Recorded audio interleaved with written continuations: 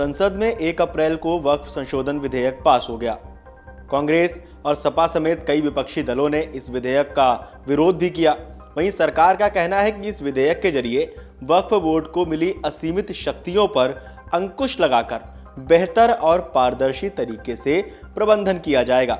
सरकार ने इसे संयुक्त संसदीय समिति यानी जेपीसी के पास भेजने की सिफारिश की है।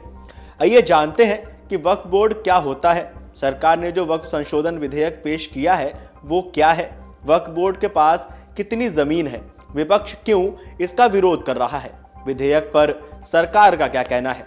नमस्कार, मेरा नाम है मृत्युंजय और आप देख रहे हैं अमर उजाला। पहले जानते हैं कि वक्फ क्या होता है। वक्फ कोई चल या अचल संपत्ति हो सकती है जिसे इस्लाम को मानने वाला कोई भी व्यक्ति धार्मिक कार्यों के लिए दान कर सकता है। इस दान की हुई संपत्ति का कोई भी मालिक नहीं होता है। दान की हुई संपत्ति का मालिक अल्लाह को माना जाता है, लेकिन उसे संचालित करने के लिए कुछ संस्थान बनाए गए हैं। वक्फ कैसे किया जा सकता है?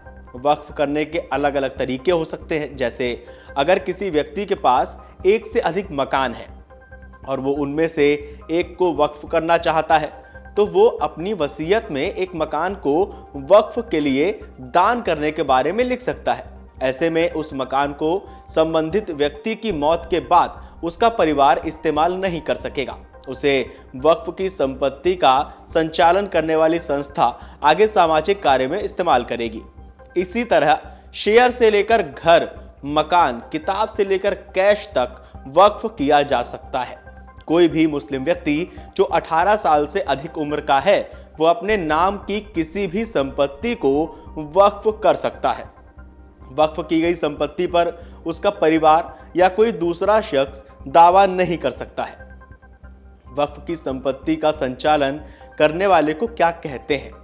वक्फ की संपत्ति का संचालन करने के लिए वक्फ बोर्ड होते हैं। ये स्थानीय और राज्य स्तर पर बने होते हैं। उत्तर प्रदेश, बिहार जैसे राज्यों में अलग अलग शिया और सुन्नी वक्फ बोर्ड भी हैं। राज्य स्तर पर बने वक्फ बोर्ड इन वक्फ बोर्ड की संपत्ति का ध्यान रखते हैं। संपत्तियों के रखरखाव, उनसे आने वाली आय आदि का ध्यान रखा जाता है।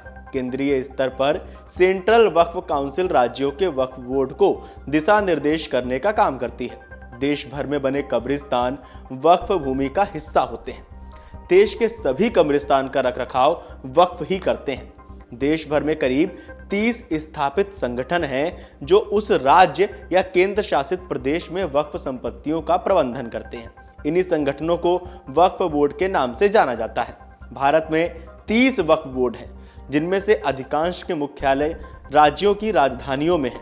सभी वक्फ बोर्ड वक्फ अधिनियम 1995 के तहत काम करते हैं। भारतीय वक्फ परिसंपत्ति प्रबंधन प्रणाली के अनुसार वक्फ बोर्ड मुसलमानों के धार्मिक, सामाजिक और आर्थिक जीवन से जुड़े हुए हैं।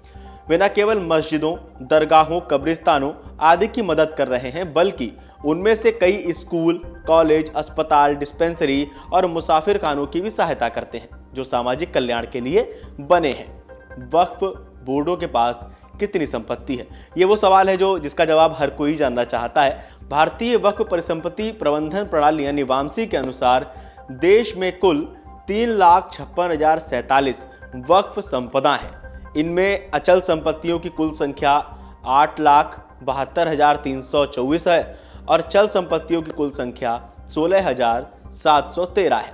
डिजिटल रिकॉर्ड्स की संख्या 3,29,995 है। सरकार ने जो वक्फ संशोधन विधेयक पेश किया है वो क्या है, चलिए उस पर बात कर लेते हैं। पिछले कई दिनों से चर्चा थी कि सरकार संसद में वक्फ बोर्ड में संशोधन से जुड़ा विधेयक पेश कर सकती है। केंद्रीय अल्पसंख्यक मामलों के मंत्री किरण रिजिजू ने 8 अगस्त को लोकसभा में वक्फ संशोधन विधेयक 2024 और मुसलमान वक्फ निरसन विधेयक 2024 पेश किया। हालांकि बाद में इसे जेपीसी के पास भेजा गया। विधेयक में वर्तमान अधिनियम में दूरगामी परिवर्तन की बात कही गई। इसमें केंद्रीय और राज्य वक्फ बोर्ड में मुस्लिम महिलाओं का प्रतिनिधित्व सुनिश्चित करना भी शामिल है। इसके साथ ही किसी भी धर्म के लोग इसकी कमेटियों के सदस्य हो सकते हैं। अधिनियम में आखिरी बार 2013 में संशोधन किया गया था। बिल पर सरकार का क्या कहना है? केंद्रीय मंत्री किरण रिजिजू ने अगस्त में जब विधेयक को पेश किया था तब कहा था कि वक्फ संशोधन विधेयक सच्चर कमेटी की सिफारिशों के आधार पर ही लाया गया है। इसी में कहा गया है कि राज्य और केंद्रीय वक्फ बोर्ड में 2 महिलाएं होनी चाहिए। इसी में की गई सिफारिशों को लागू करने के लिए हम ये बिल लेकर आए हैं। इस बिल में जो भी प्रावधान है उसमें संविधान के किसी भी अनुच्छेद का उल्लंघन नहीं किया गया है। किसी का हक छीनने की बात तो छोड़ दीजिए, ये बिल उन्हें हक देने के लिए लाया गया है जिन्हें आज तक उनका हक नहीं मिला। ऐसा केंद्रीय मंत्री किरण रिजिजू का कहना है। उन्होंने कहा कि पहले भी कई बदलाव हो चुके हैं। 1995 में जो संशोधन किए गए थे उन्हें 2013 में लाए गए संशोधनों के जरिए निष्क्रिय कर दिया गया, इसलिए ये बिल लाना पड़ा है। 1995 का वक्फ संशोधन विधेयक पूरी तरह से निष्प्रभावी रहा है, इसलिए ये संशोधन करना पड़ रहा है। रिजिजू ने विपक्ष से कहा कि इस बिल का समर्थन कीजिए, करोड़ों लोगों की दुआ मिलेगी। वक्फ बोर्ड पर चंद लोगों ने कब्जा किया है। आम मुसलमान लोगों को जो इंसाफ नहीं मिला उसे सही करने के लिए ये बिल लाया गया है। अब आप सोच रहे होंगे कि भारत में वक्फ की शुरुआत कहां से हुई, तो चलिए इस पर भी बात कर लेते हैं। भारत में वक्फ का इतिहास दिल्ली सल्तनत के शुरुआती दिनों से जुड़ा हुआ है। तब सुल्तान मुइजुद्दीन सैम गौर ने मुल्तान की जामा मस्जिद के लिए 2 गांव समर्पित किए और इसका प्रशासन शेखुल इस्लाम को सौंप दिया।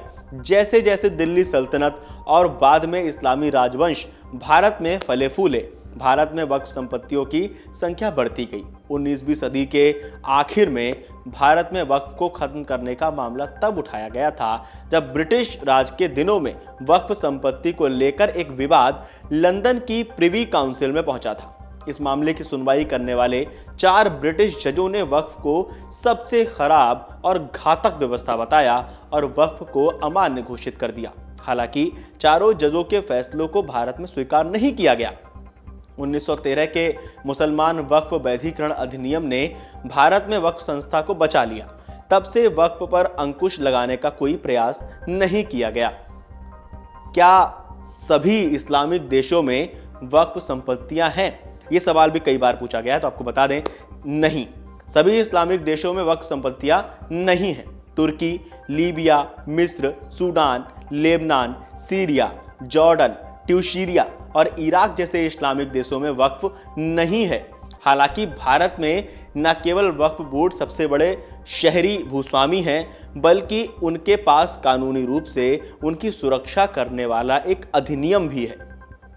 वक्फ बोर्ड कितनी संपत्तियों पर नियंत्रण रखता है? वक्फ बोर्ड वर्तमान में भारत भर में 9.4 लाख एकड़ में फैली 8.7 लाख संपत्तियों को नियंत्रित करता है, जिसका अनुमानित मूल्य 1.2 लाख करोड़ रुपए है। भारत में दुनिया की सबसे बड़ी वक्फ होल्डिंग है। इसके अलावा सशस्त्र बलों और भारतीय रेलवे के बाद वक्फ बोर्ड भारत में सबसे बड़ा भूस्वामी है। वक्फ से संबंधित कितनी शिकायतें सरकार को मिली हैं, ये भी जान लीजिए। केंद्र सरकार को मुसलमानों और गैर मुसलमानों से वक्फ भूमि पर जानबूझकर अतिक्रमण और वक्फ संपत्तियों के कुप्रबंधन जैसे मुद्दों पर बड़ी संख्या में शिकायतें और अभ्यावेदन प्राप्त हुए हैं। मंत्रालय ने प्राप्त शिकायतों की प्रकृति और मात्रा का विश्लेषण किया है और पाया है कि अप्रैल 2023 से प्राप्त 148 शिकायतों में ज्यादातर अतिक्रमण, वक्फ भूमि की अवैध बिक्री, सर्वेक्षण और पंजीकरण में देरी और वक्फ बोर्डों और मुतव्वलियों के खिलाफ शिकायतों से संबंधित है। मंत्रालय ने अप्रैल 2022 से मार्च 2023 तक CPGRAMS यानी केंद्रीयकृत लोक शिकायत निवारण और निगरानी प्रणाली पर प्राप्त शिकायतों का भी विश्लेषण किया और पाया कि 566 शिकायतों में से 194 शिकायतें वक्फ भूमि पर अतिक्रमण और अवैध रूप से हस्तांतरण से संबंधित थीं और 19 शिकायतें वक्फ बोर्ड यानी मुतव्वलियों के अधिकारियों के खिलाफ। इसके अलावा सांसदों ने पार्टी लाइन से ऊपर उठकर वक्फ संपत्तियों के पंजीकरण में देरी, वक्फ बोर्ड द्वारा बाजार मूल्य से कम किराया लेना, वक्फ भूमि पर बड़े पैमानों पर अतिक्रमण, विधवाओं के उत्तराधिकार, सर्वेक्षण आयुक्त द्वारा सर्वेक्षण पूरा न करने, वक्फ संपत्ति रिकॉर्ड के डिजिटलीकरण की धीमी प्रगति आदि के मुद्दे उठाए। चलिए अब आपको बताते हैं कि वक्फ प्रशासन के पास कितने मामले लंबित हैं, कितने केस पेंडिंग में हैं, केंद्रीय न्याय मंत्रालय ने न्यायाधिकरणों के कामकाज का विश्लेषण किया और पाया है कि न्यायाधिकरणों में 40,951 मामले लंबित हैं, यानी पेंडिंग हैं, जिनमें से 9,942 मामले मुस्लिम समुदाय द्वारा वक्फ का प्रबंधन करने वाली संस्थाओं के खिलाफ दायर किए गए हैं। इसके अलावा मामलों के निपटान में अत्यधिक देरी होती है और न्यायाधिकरण के निर्णयों पर न्यायिक निगरानी का कोई प्रावधान ही नहीं है। वक्फ बोर्ड की अस्पष्टता और अत्यधिक शक्ति के कारण आम लोगों को होने वाली कठिनाई को इन कुछ मामलों से देखा जा सकता है। जैसे तमिलनाडु का थिरुचेंतुरई गांव। तमिलनाडु के किसान राजगोपाल कर चुकाने के लिए अपनी कृषि भूमि नहीं बेच पाए थे, क्योंकि वक्फ बोर्ड ने उनके पूरे गांव थिरुचेंतुरई को अपनी संपत्ति बता दिया। अनापत्ति प्रमाण पत्र यानी एनओसी की इस आवश्यकता ने वित्तीय और भावनात्मक संकट पैदा कर दिया। दावा है कि गांव को ऐतिहासिक रूप से 1956 में नवाब अनवरदीन खान ने वक्फ के रूप में दान किया था। इस स्थिति ने राजनीतिक और सांप्रदायिक तनाव को भी बढ़ावा दिया है। दूसरा मामला बेंगलुरु ईदगाह मैदान के मामले में भले ही सरकार के अनुसार किसी भी मुस्लिम संगठन को कोई टाइटल डीड नहीं मिली हो, लेकिन वक्फ का दावा है कि ये 1850 के दशक से एक वक्फ संपत्ति थी। इसका मतलब है कि ये अब हमेशा के लिए एक वक्फ संपत्ति है। इसके बाद मामला ध्यान में आता है सूरत नगर निगम का।